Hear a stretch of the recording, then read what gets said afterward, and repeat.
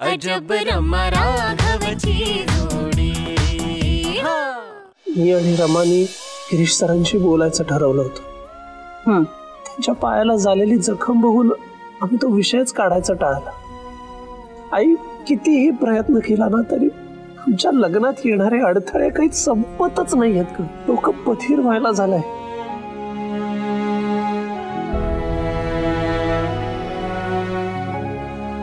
बाळा, जे घडतं ना त्यामागे नक्की काही ना काहीतरी कारण असतंच। असा उगाच सतत विचार करून डोक्याला त्रास करून का घेतोयस तू? हातात काही उरतच नाहीये असं वाटतंय आता। अरे हातात काही उरतच नाही असं वाटतंय ना तुला, पण तरी पण त्याच गोष्टींचा सतत विचार करतोयस तू। त्यांनी काय होणार आहे? काही मिळणार आहे का? नाही ना। हे बघ बाया, एक गोष्ट कायम लक्षात ठेव, लग्नाच्या गाठी तो वरचा बांधत असतो आणि त्यांनी जर तुमच्या लग्नाची गाठ बांधली असेल तर ती गाठ काहीही झालं तरी कोणीही सोडू शकणार नाही। आणि ती गाठ बांधली नसेल तर? अरे असा विचारच कशाला करायचा? तुझा तुमच्या प्रेमावर विश्वास आहे ना? हो आहे, खूप आहे।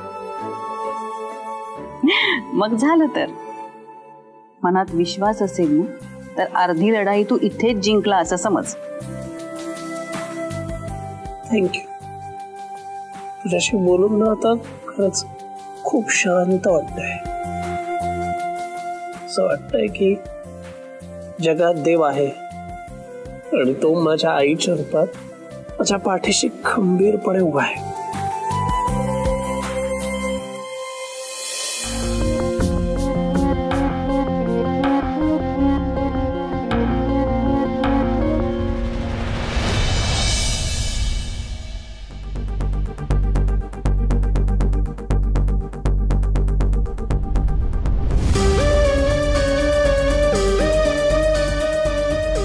रमा बाहेर ये प्लीज। पवित्रा, आरुषी बाहेर या ना। रमा प्लीज। काय झालं आंटी?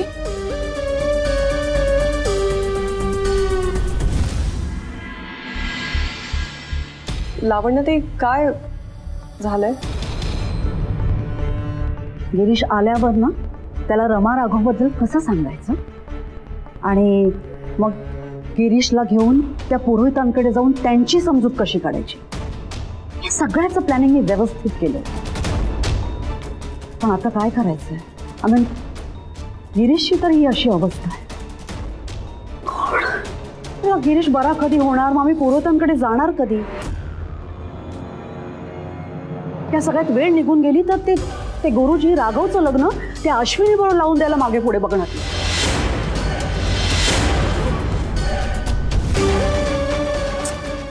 मला की टेन्शन आलंय। काय करायचंय? आपल्याला घाई करायला हवी। मी उद्याच्या उद्या गिरीशकडे हा विषय काढते। ओके? हो, पण त्यांना त्रास होणार नाही याची काळजी घ्यायला लागेल आपल्याला। ऑफकोर्स पवित्रा। हा मम्माचा काही नवीन प्लॅन नाही आहे ना? काहीतरी खोटं सांगेल आणि डॅडला माझं लग्न मोडायला लावेल। मॉम, तुला पुरोहितांकडे जायची काही गरज नाही। अगं तुला किती वेळा सांगितलं मी माझ्या लाईफ मध्ये इंटरफेअर करू नको। रमा हे बघ मॉम, डॅड आत्ताच आलाय, त्यात त्याला ऑलरेडी वर्कलोड आहे, ऑफिसला जाता येणार नाही ह्याचं टेन्शन आहे। मला त्याचं टेन्शन अजून वाढवायचं नाही। माझ्यासाठी डॅडने रिकवर होणं जास्त इम्पॉर्टंट आहे, माझ्या लग्नापेक्षाही जास्त इम्पॉर्टंट। सो जोवर डॅड रिकवर होत नाही तोवर कोणीही त्याच्याशी माझ्या लग्नाबद्दल काहीही बोलायचं नाही। Is that clear? रमा पण ऐक ना प्लीज। गॉड, कसं समजावू मी हिला? मग काळजी वाटते मला हिच्या लग्नाची।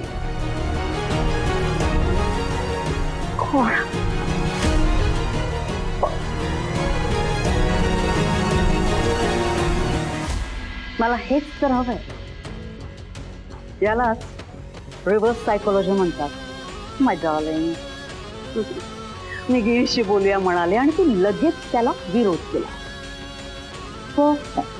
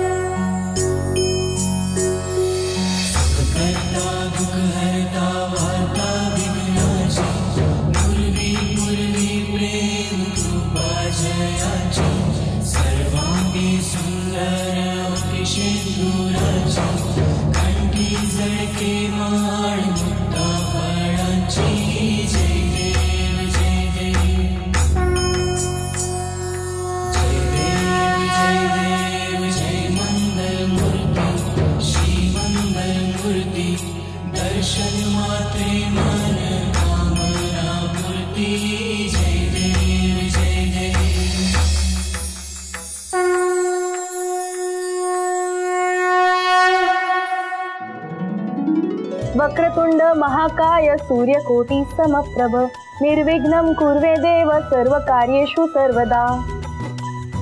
सर्वमंगल मांगल्ये शिवे सर्वार्थ साधिके शरण्ये त्र्यंबके गौरी नारायणी नमोस्तुते.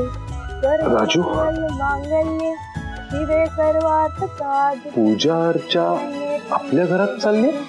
आपल्या घरात रोज अशीच पूजा होते. काय सांगतोयस काय? आणि रमा करते का पूजा? हो, रमाताईच करतायत. या देवी सर्वभूतेषु शक्ती. किती छान आणि प्रसन्न वाटतंय ना.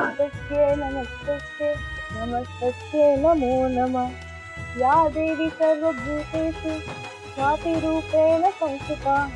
नमस्तस्यै नमस्तस्यै नमस्तस्यै नमो नमः.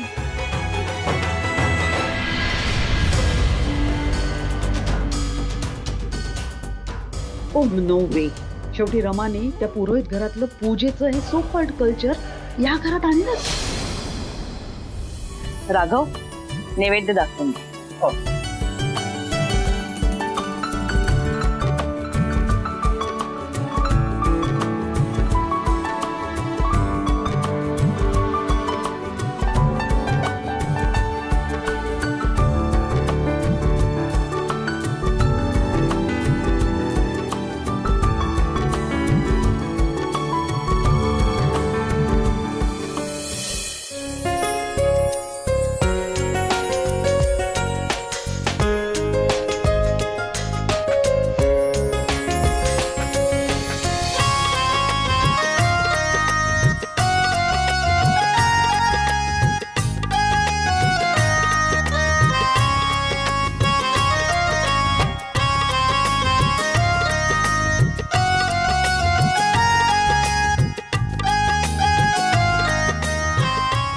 रमा, डॅड,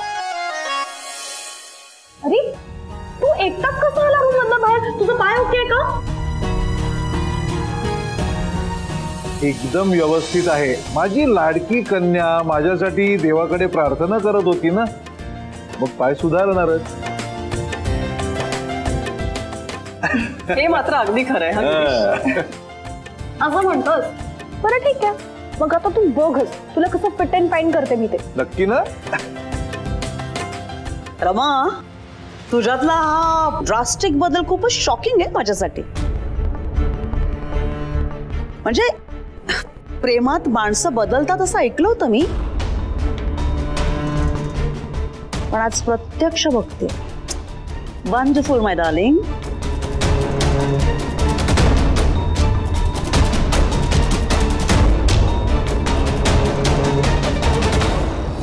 म्हणजे सगळं खरं सांगणार आहे की काय? डॅडला राघव बद्दल काही चुकीच्या पद्धतीने कळायला नाही.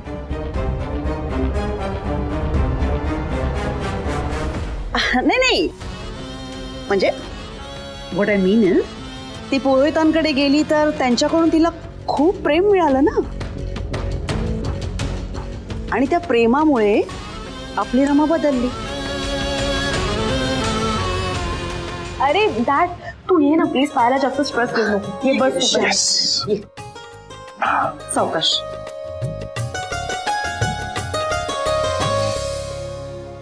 डॅड एक मिनिट.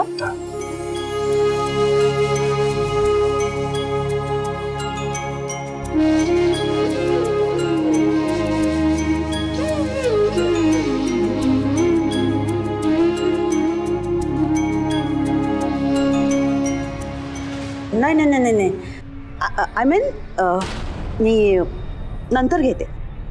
कम ऑन बेबी, मी आत्ताच जिमवरून आले ना, मी अजून मला फ्रेशन अप व्हायचं आहे.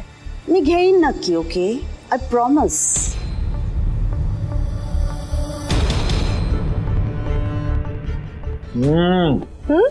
रमा, अप्रतिम झालेला आहे बरं का नैवेद्य. सुंदर, मस्त आहे.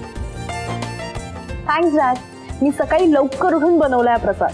काय सांगतेस काय? खूप छान झालंय. नाही, तुम्हाला सगळ्यांना खरंच सांगतो की या न्यू आणि इम्प्रूव्ड व्हर्जन ऑफ रमासाठी पुरोहितांच्या घरी जाऊन मला त्यांचे आभार मानावेच लागणार आहेत. खरंच खरंय. ए हे बघ डॅड, आजींचा कॉल आलाय. हाय आजी, तुम्हाला 100 वर्ष आयुष्य आहे. इतकं? पण मला चालेल. काय ग, तुला आमची इतकी आठवण येत होती की काय? अहो, मला तर तुमची नेहमीच आठवण येत असते. पण आता डॅड तुमच्याबद्दलच बोलत होता. तो म्हणत होता की त्याला तुम्हाला पर्सनली येऊन थँक्यू म्हणायचंय. डॅड हो ना रे? हो ना. अरे बापरे. बरं बरं, आता मी त्यांची चौकशी करायलाच फोन केलाय. फोन देतेस त्यांना? हो हो डॅड. आजी नमस्कार. नमस्कार. काय म्हणताय, तब्येत कशी आहे? राघवाकडनं तुमच्या पायाबद्दल कळलं, म्हटलं चौकशी करावी. अरे एकदम ठणठणीत आहे, दिसतोय ना छान. आणि इतकी आवर्जून चौकशी करताय त्याबद्दल मनापासून थँक्यू. आणि खरंच तुम्हाला सांगतो की आमच्या रमामध्ये इतका चांगला बदल तुम्ही घडवलायत ना, त्याबद्दल तुमचे आभार मानावेत इतके कमीच आहेत. अहो, तिने शिकायची तयारी दाखवली, हेही तितकंच महत्वाचं नाही का? खरंच रमा फार गुणी मुलगी आहे. आज घट बसतात ना, म्हणून आम्हाला सगळ्यांना खूप आठवण येते रमाची. हो का? गणपतीत रमानी आपणहून नैवेद्य केला होता, पुरणपोळ्या केल्या होत्या. आज इथे असती ना तर हौसेने उपवासाचे नाना पदार्थ केले असते तिनं. आजी, उपवास? आज कसला उपवास आहे? अगं, नवरात्रीचे 9 दिवस आमचा सगळ्यांचाच उपवास असतो. 9 दिवस? अरे बापरे. पण का हो? अगं ठमे, राक्षसांचा वध करायला देवी रणभूमीवर उतरली होती. 9 दिवस उपवास करायचा, मग देवी आपल्या सगळ्या मनोकामना पूर्ण करते. आजी, मी पण हा उपवास करणार.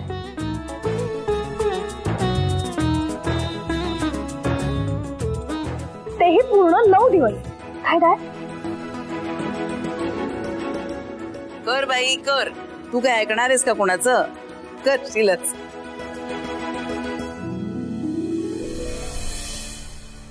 आणखीन एक मिडल क्लास मूर्खपणा. पण मी तुला तो करू देणार नाहीये रमा. तुझे उपवास पूर्ण होऊ न देण्याची जबाबदारी माझी.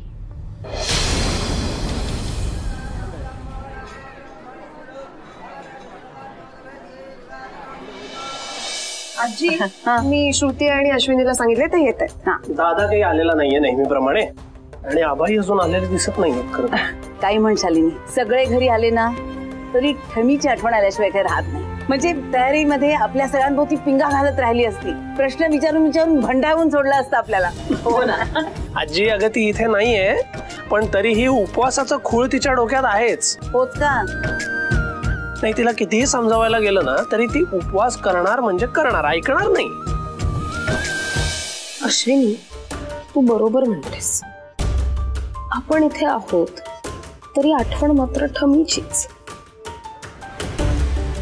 ती घरातून गेली तरी सुद्धा यांच्या डोक्यात अजूनही ठाण मांडून बसली. होईल ग, सगळं नीट होईल. आणि जर नाहीच झालं तर आपण नीट करूया.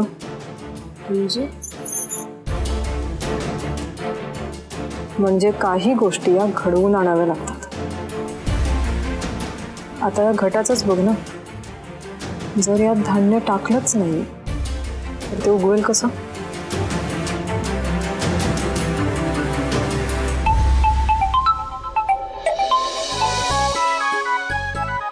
घ्या शमा, पुढची 100 वर्ष काय तू माझे पाठ सोडणार नाहीयेस.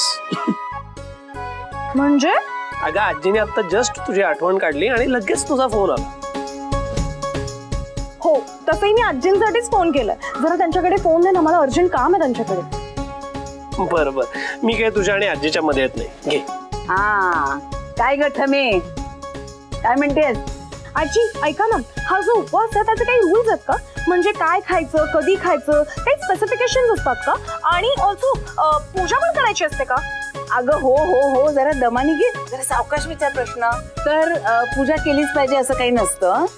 आणि तुमच्या घरात काही पूजेची पद्धत नाही आणि तुमच्या घरी घट बसवणं काही शक्य नाही, तेव्हा तेही सोडून दे, नुसते उपास केले तरी चालेल. आणि तो सुद्धा, तुला उपास करायची पण सवय नाहीये, तेव्हा उठता बसता उपास कर. आजी, उठताना बसताना उपवास कसा करायचा हे नाही मी कधी ऐकलंय. नाही नाही, असा उठता बसता नाही करायचा उपास. उठता बसता म्हणजे नवरात्राच्या पहिल्या दिवशी आणि नवरात्राच्या शेवटच्या दिवशी करायचा उपास. नाही आजी, तसं नाही, मला ना पूर्ण 9 दिवस उपवास करायचा.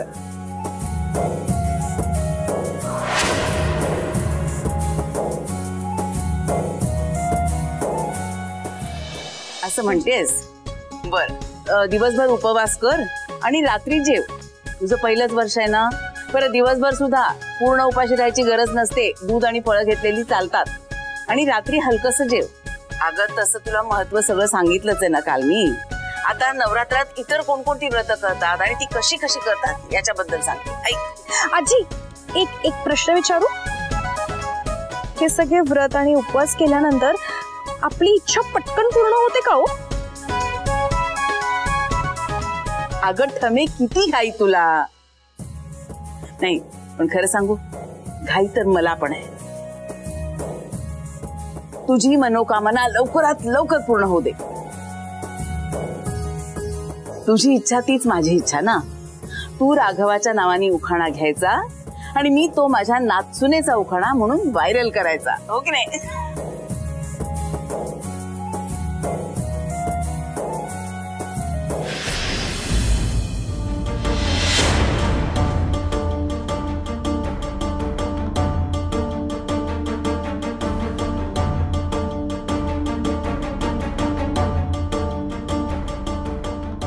हो हो आजी, मी सगळं करते. बरं, मला ते राजूला लिस्ट पण द्यायची ना, मी तुम्हाला नंतर कॉल करते. ठेवते, बाय.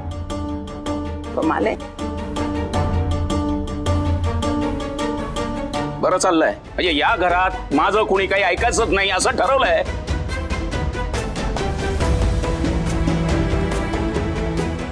नाही, आता माझ्या शब्दालाही तुमच्या लेखी काही किंमत उरलेली नाही हे मला आता स्पष्ट दिसतंय.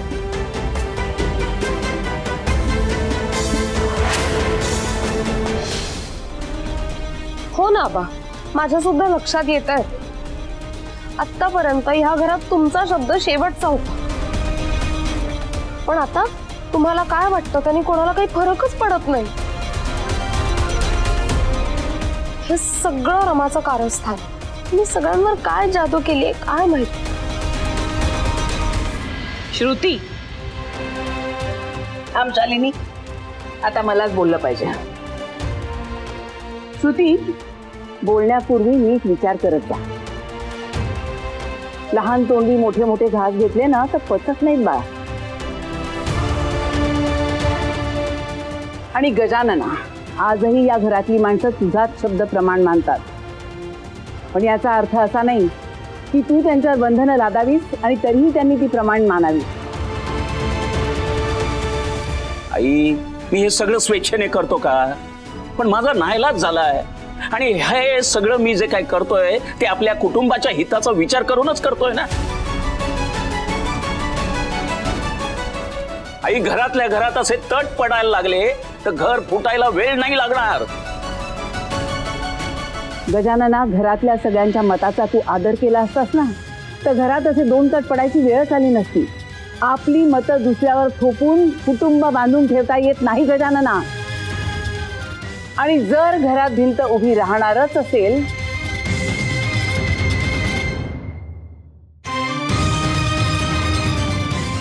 तर मी नेहमीच रमा आणि राघवच्या पाठीस उभी असेन.